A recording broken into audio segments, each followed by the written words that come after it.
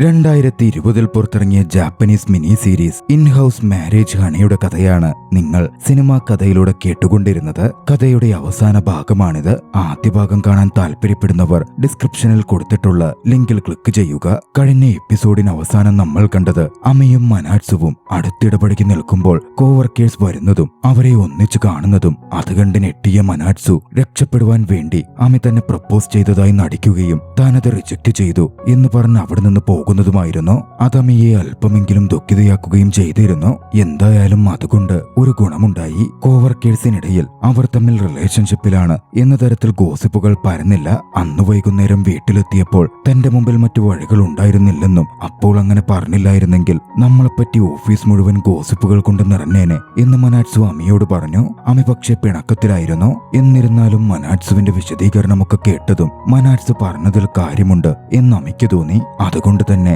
അവൾ പിണക്കമൊക്കെ മറന്നു. അടുത്ത ദിവസം അമി തന്റെ പഴയ അപ്പാർട്ട്മെന്റിൽ പോയി. അത് വിറ്റാലോ എന്നവൾ ആലോചിക്കുന്നുണ്ടായിരുന്നു. അതിന്റെ ഒരു ടൂർ വീഡിയോ എടുത്ത് ആ അപ്പാർട്ട്മെന്റ് വിൽപ്പനയ്ക്ക് എന്നവൾ സോഷ്യൽ മീഡിയയിൽ പോസ്റ്റ് ചെയ്തു. കൂട്ടത്തിൽ തന്റെ പുതിയ അഡ്രസ്സും പോസ്റ്റ് ചെയ്തിരുന്നു. ഇതേ സമയം ബാർബർ ഷോപ്പിലായിരുന്ന മനാറ്റ്സു ആകട്ടെ അമി പോസ്റ്റ് ചെയ്ത വീഡിയോ കണ്ടു. അതിൽ അഡ്രസ് കൂടി കണ്ടതും അവൻ ഒന്ന് ഞെട്ടി. പിന്നാലെ വേഗത്തിൽ അവിടെ നിന്നും പുറപ്പെട്ട് അമിയുടെ പഴയ അപ്പാർട്ട്മെന്റിലേക്ക് എത്തി. അങ്ങോട്ടേക്ക് മനാറ്റ്സു വന്നത് കണ്ട് അമയും അതിശയിച്ചിരുന്നു. നീ എന്ത് മണ്ടത്തരമായി കാണിച്ചത്? ഇങ്ങനെ ടൂർ വീഡിയോ എടുത്ത് സോഷ്യൽ മീഡിയയിൽ പോസ്റ്റ് ചെയ്ത നിന്റെ പുതിയ അഡ്രസ് കോവർക്കേഴ്സും കൂട്ടുകാരും ഒക്കെ കാണില്ലേ? അപ്പോ നമ്മുടെ രഹസ്യ വിവാഹത്തിന്റെ കാര്യം പുറത്തറിയില്ലേ എന്ന് മനാറ്റ്സു പറഞ്ഞു. താൻ അത്രയും കടന്നു ചിന്തിച്ചില്ല എന്നമ്മി പറയുകയും ഉടൻ തന്നെ അത് റിമൂവ് ചെയ്യുകയും ഉണ്ടായി. അവിടെ വെച്ച് മനാറ്റ്സു അമ്മയെ ചുംബിച്ചു. ഉടൻ അമ്മി പറഞ്ഞു, അപ്പാർട്ട്മെന്റിന് കർട്ടനും വിൻഡോ ഷേഡ്സും ഒന്നുമില്ല. പുറത്തുനിന്നും ആളുകൾ തങ്ങളെ കാണും. നിനക്ക് നമ്മുടെ റിലേഷൻഷിപ്പ് എല്ലാവരെയും അറിയിക്കണമെന്നാണല്ലോ. ഇനി വേണേ നമുക്കത് ചെയ്യാം. ഇനിയിപ്പോ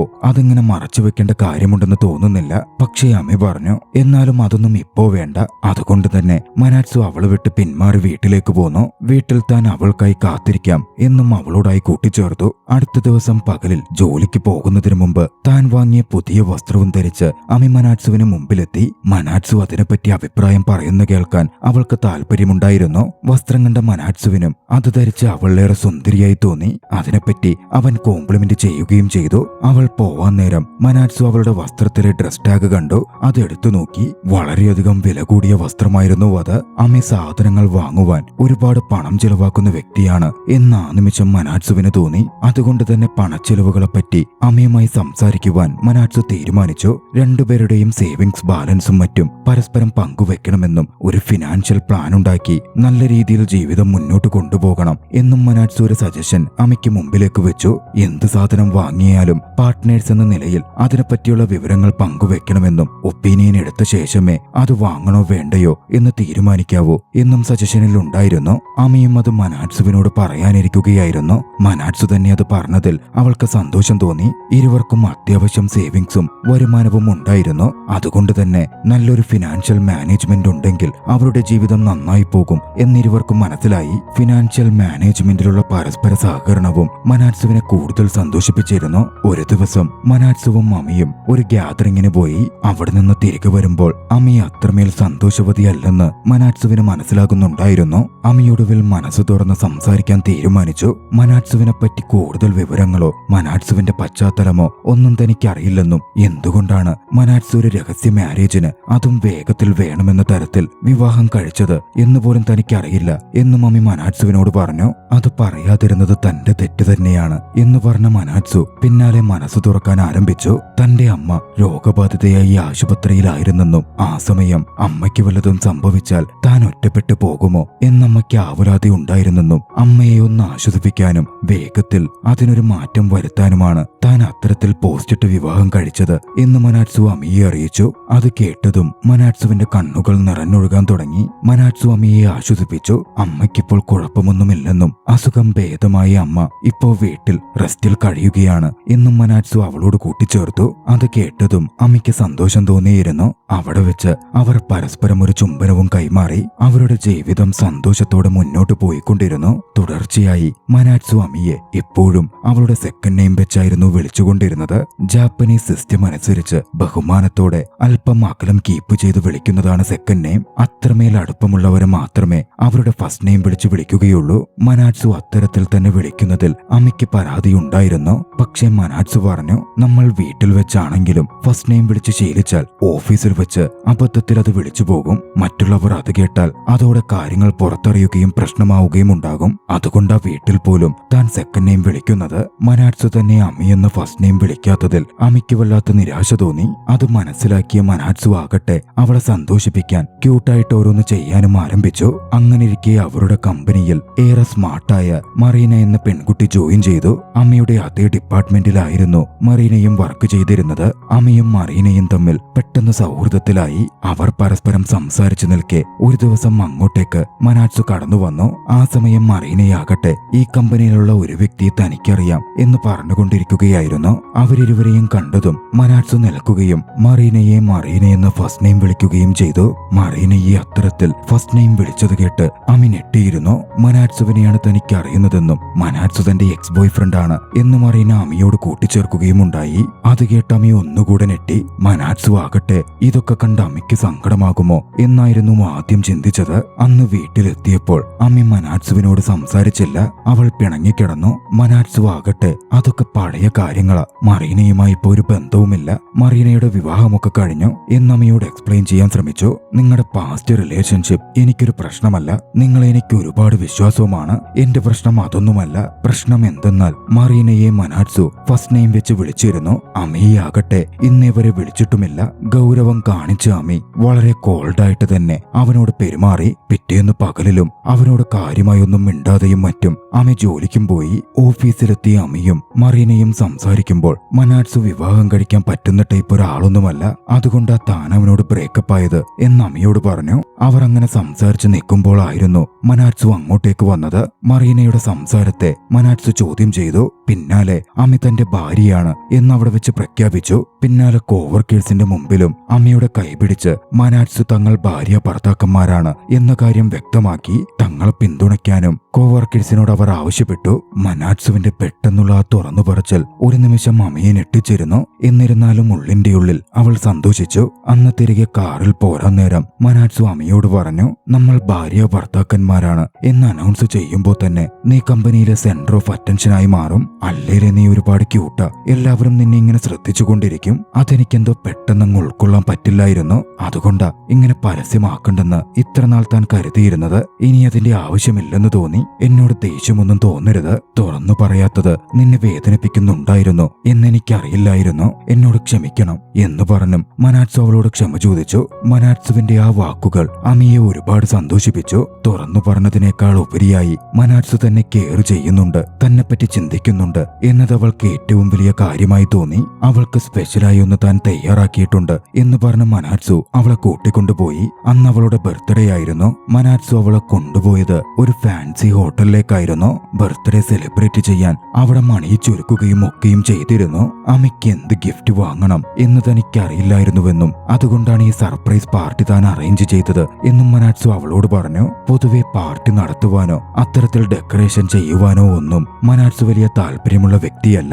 പക്ഷേ അമ്മയ്ക്ക് വേണ്ടി അവളെ സന്തോഷിപ്പിക്കുവാൻ എന്തും ചെയ്യുവാൻ മനാറ്റ്സു ഒരുക്കമായിരുന്നു. പിന്നാലെ മനാറ്റ്സു അമ്മിയെ അവളുടെ ഫസ്റ്റ് നെയിം വിളിച്ചു. അമ്മി അത്രമേൽ സന്തോഷവതിയായിരുന്നു. പരസ്പരമുള്ള തെറ്റിദ്ധാരണകൾ ഒക്കെ മാറ്റി പിണക്കങ്ങളും ഒക്കെ മാറി അവർക്കിടയിൽ വീണ്ടും സന്തോഷം കൈവന്നു. അമ്മയ്ക്ക് കിട്ടാവുന്നതിൽ വെച്ച് ഏറ്റവും നല്ല ബർത്ത്ഡേ ഗിഫ്റ്റ് ആയിരുന്നു അത്. അവളുടെ ആഗ്രഹം പോലെ അവരുടെ റിലേഷൻഷിപ്പ് എല്ലാവരും അറിഞ്ഞു. ഹസ്ബൻഡ് ആൻഡ് വൈഫായി, കപ്പിൾസായി അവർ മറ്റുള്ളവരുടെ മുമ്പിൽ അറിയപ്പെട്ടു. മനാറ്റ്സു അമ്മിയെ ഫസ്റ്റ് നെയിം വിളിച്ചു. അവൾ ആ സന്തോഷം പങ്കുവെക്കുകയും ചെയ്തു. പിന്നാലെ രാത്രി 12 മണി ആയപ്പോൾ തങ്ങൾ ഒന്നിച്ചുള്ള ഒരു ചിത്രം ഓർമ്മയ്ക്കായി പകർത്തുവാൻ അമ്മി മനാറ്റ്സുവിനോട് ആവശ്യപ്പെട്ടു.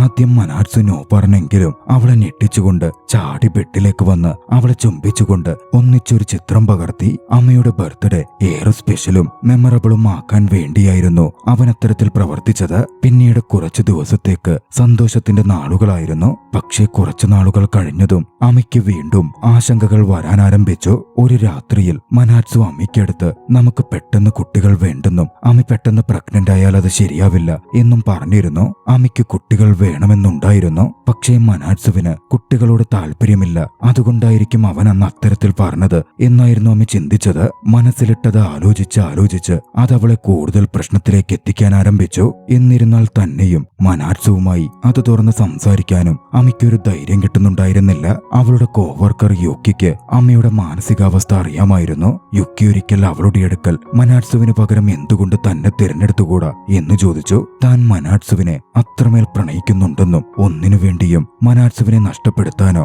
മറ്റൊരാളുടെ പ്രണയം സ്വീകരിക്കാനോ താൻ തയ്യാറല്ല എന്നായിരുന്നു അവളുടെ മറുപടി. വൈകാതെ തന്റെ കാര്യങ്ങൾ മനാറ്റ്സുവുമായി പങ്കുവെക്കണം എന്നും അവൾ ചിന്തിച്ചു. വീട്ടിലെത്തി അവൾ അതിനുവേണ്ടി പ്രാക്ടീസ് ചെയ്യാനും തുടങ്ങി. എങ്ങനെ മനാറ്റ്സുവിനോട് അതിനെപ്പറ്റി സംസാരിക്കണം, തന്റെ ഉള്ളിലെ ഫീലിംഗ്സ് തുറന്നു പറയണം എന്നതായിരുന്നു അവൾ പ്രാക്ടീസ് ചെയ്തുകൊണ്ടിരുന്നത്. അവൾ അങ്ങനെ പ്രാക്ടീസ് ചെയ്തുകൊണ്ടിരിക്കെ അങ്ങോട്ടേക്ക് മനാറ്റ്സു കടന്നു വന്നു. അവളുടെ ആക്ഷൻസും പ്രാക്ടീസും മനാറ്റ്സു പിന്നിൽ നിന്ന് നോക്കിക്കണ്ടു. മനാറ്റ്സുവിന്റെ സാന്നിധ്യം അറിഞ്ഞ് അമ്മി തിരിഞ്ഞതും മനാറ്റ്സു അവളുടെ ആക്ഷൻസ് ഒക്കെ കാണിച്ച് അവിടെ ഒരു തമാശയുണ്ടാക്കാൻ ശ്രമിച്ചു. അമ്മയ്ക്ക് ആദ്യം നാണം തോന്നി. പിന്നാലെ ധൈര്യം സംഭരിച്ച് തങ്ങളുടെ മനസ്സിലെ യഥാർത്ഥ ഫീലിംഗ്സ് തങ്ങൾ പരസ്പരം ഷെയർ ചെയ്യണം, ജീവിതത്തെ പറ്റിയുള്ള കാര്യങ്ങൾ ഡിസ്കസ് ചെയ്യണം എന്നാവശ്യപ്പെട്ടു. എനിക്ക് മക്കൾ വേണമെന്നുണ്ടെന്നും മനാറ്റ്സുവിന് അതിൽ എന്താണ് പറയാനുള്ളതെന്നും രണ്ടുപേരുടെയും അഭിപ്രായം വെച്ച് പരസ്പരം ഡിസ്കസ് ചെയ്ത് ഒടുവിൽ നമുക്കൊരു തീരുമാനത്തിലെത്താം എന്നും അവൾ കൂട്ടിച്ചേർത്തു. മനാറ്റ്സുവിന് ഇനി കുട്ടികൾ വേണ്ടെന്നാണെങ്കിലും അതിന് തനിക്ക് എതിർപ്പില്ലെന്നും താൻ മനാറ്റ്സുവിനെ ഒരുപാട് പ്രണയിക്കുന്നുണ്ട്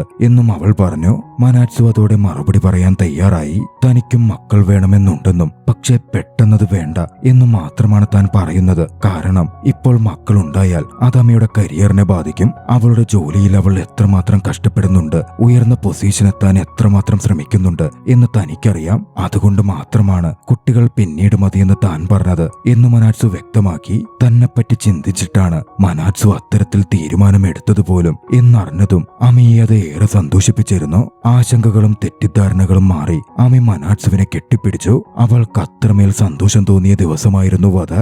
അടുത്ത ദിവസം മനാറ്റ്സു അമ്മയ്ക്കടുത്ത് തന്റെ അമ്മയെ കാണാൻ നമുക്കൊന്നിച്ച് പോയാലോ എന്ന് ചോദിച്ചു. അമ്മയ്ക്കും അതിൽ സന്തോഷമായിരുന്നു. അവരിരുവരും മനാറ്റ്സുവിന്റെ ജന്മനാട്ടിലേക്ക് യാത്ര തിരിച്ചു. അവിടെ ചെന്ന് അമ്മയെ കണ്ടു. അമ്മയ്ക്ക് അമ്മയെ മീറ്റ് ചെയ്യുവാൻ അല്പം ഭയമുണ്ടായിരുന്നു. അവരിരുവരും വീട്ടിലെത്തിയപ്പോൾ മനാറ്റ്സുവിന്റെ അമ്മ പുറത്തേക്ക് വന്നു. അമ്മ തന്നെ അമ്മയ്ക്ക് ഇൻട്രൊഡ്യൂസ് ചെയ്തു. വല്ലാതെ നെർവസ് ആയിരുന്നു അവൾ. അത് കണ്ടതും മനാറ്റ്സുവിന്റെ അമ്മ ചിരിച്ചു. എന്റെ മരുമകൾ വളരെയധികം സുന്ദരിയാണെന്നും നിങ്ങൾ രണ്ടുപേരും നല്ല ജോഡിയാണ് എന്നും അമ്മ പറഞ്ഞു. അവർക്കായി അമ്മ ഭക്ഷണം ഒരുക്കിയിരുന്നു. അവരത് കഴിച്ചു. ആ സമയം അമ്മ തന്റെ രോഗാവസ്ഥ കാരണമാണോ മോൻ വളരെ പെട്ടെന്ന് കല്യാണം കഴിച്ചത്, നിനക്കിഷ്ടമില്ലാത്ത പെൺകുട്ടിയെ ആയിരിക്കുമോ അവൻ കല്യാണം കഴിച്ചിരിക്കുക എന്നോർത്ത് തനിക്ക് ഭയമുണ്ടായിരുന്നെന്നും പക്ഷേ സന്തോഷത്തോടെ നിങ്ങളെ ഇങ്ങനെ കാണുമ്പോൾ തനിക്ക് ആശ്വാസവും സന്തോഷവും തോന്നുന്നു എന്നും പറഞ്ഞു. തങ്ങൾ വിവാഹം കഴിക്കുമ്പോൾ തങ്ങൾക്ക് പരസ്പരം വേറൊന്നും അറിയില്ലായിരുന്നെന്നും പക്ഷേ ഇപ്പോൾ അതുപോലല്ല, തങ്ങൾ ജീവിതത്തിൽ ഏറെ സന്തോഷത്തിലാണ് എന്ന് മനാറ്റ്സു മറുപടി പറഞ്ഞു. പിന്നാലെ അമ്മയോട് മനാറ്റ്സു നമുക്കൊരു പ്രോപ്പർ ഡേറ്റിന് പോകാമെന്നും പെട്ടെന്നുള്ള മാരേജ് ആയതുകൊണ്ട് നമുക്കതിനൊന്നും സാധിച്ചിട്ടില്ലല്ലോ, ഹോം ടൗണിൽ നമുക്ക് എൻജോയ് ചെയ്യാം എന്ന് അവളോട് കൂട്ടിച്ചേർത്തു.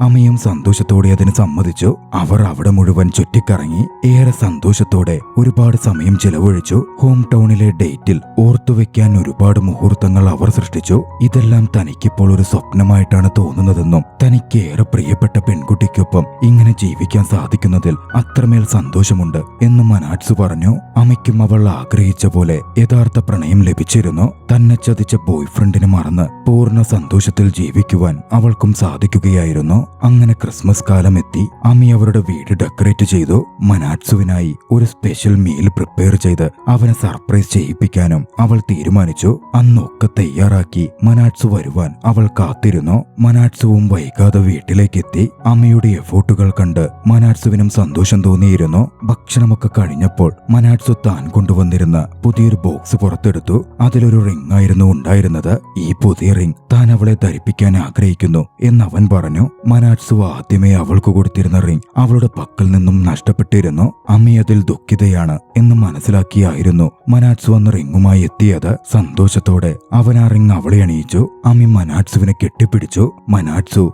തന്റെ ഒരു ആഗ്രഹം പറഞ്ഞു. രഹസ്യവിവാഹമായിരുന്നതുകൊണ്ടും പെട്ടെന്നൊക്കെ നടന്നതുകൊണ്ടും നല്ല വെഡ്ഡിംഗ് ഫോട്ടോസോ ഒന്നും തങ്ങളുടെ പക്കലില്ല. അതുകൊണ്ട് വീണ്ടും ഒരു ഫംഗ്ഷൻ നടത്തി നമുക്ക് കുറെ വെഡ്ഡിംഗ് ഫോട്ടോസ് ഒക്കെ എടുത്താലോ എന്നായിരുന്നു അത്. അമ്മയ്ക്കും അതിന് സമ്മതമായിരുന്നു. പിന്നാലെ അതിനുള്ള വേദിയൊരുങ്ങി. വിവാഹ വസ്ത്രത്തിൽ ഇരുവരും ചർച്ചിലേക്ക് എത്തി. അണിഞ്ഞൊരുങ്ങി അമ്മി വരുന്ന കണ്ടതും മനാറ്റ്സുവിന് അത്രമേൽ സന്തോഷം തോന്നി. നിന്നെ കാണാൻ അത്രമേൽ സുന്ദരിയായിട്ടുണ്ട് എന്ന് മനാറ്റ്സു അവളോട് പറഞ്ഞു. അമ്മിയെ ഒന്ന് ഞെട്ടിക്കുവാൻ അങ്ങോട്ടേക്ക് തന്റെ മുഴുവൻ കോവർക്കേഴ്സിനെയും മനാറ്റ്സു ക്ഷണിക്കുകയും ചെയ്തിരുന്നു. വൈകാതെ വീണ്ടും വിവാഹ ചടങ്ങുകൾ പോലെ തന്നെ ഫംഗ്ഷൻസ് നടന്നു. അത്തവണ ഫോട്ടോഗ്രാഫർ ഇരുവരോടും ചുംബിക്കാൻ ആവശ്യപ്പെട്ടപ്പോൾ മനാറ്റ്സുവും അമ്മിയും സന്തോഷത്തോടെ ചുംബിച്ചു. പിന്നാലെ അവർ പരസ്പരം നോക്കി പൊട്ടിച്ചിരിച്ചു. സന്തോഷത്തോടെ അവരുടെ ജീവിതം തുടർന്നുകൊണ്ടേയിരിക്കുന്നു. ആ ദൃശ്യങ്ങളോടെ മിനി സീരീസ് അവസാനിക്കുകയാണ്. നിങ്ങൾക്ക് ഈ കഥ ഇഷ്ടമായെങ്കിൽ വീഡിയോ ലൈക്ക് ചെയ്യുക. അഭിപ്രായങ്ങളും നിർദ്ദേശങ്ങളും കമന്റുകളിൽ രേഖപ്പെടുത്തുക. കഴിയുമെങ്കിൽ ചാനൽ സബ്സ്ക്രൈബ് ചെയ്തും കൂട്ടുകാർക്ക് ഷെയർ ചെയ്തു കൊടുത്തും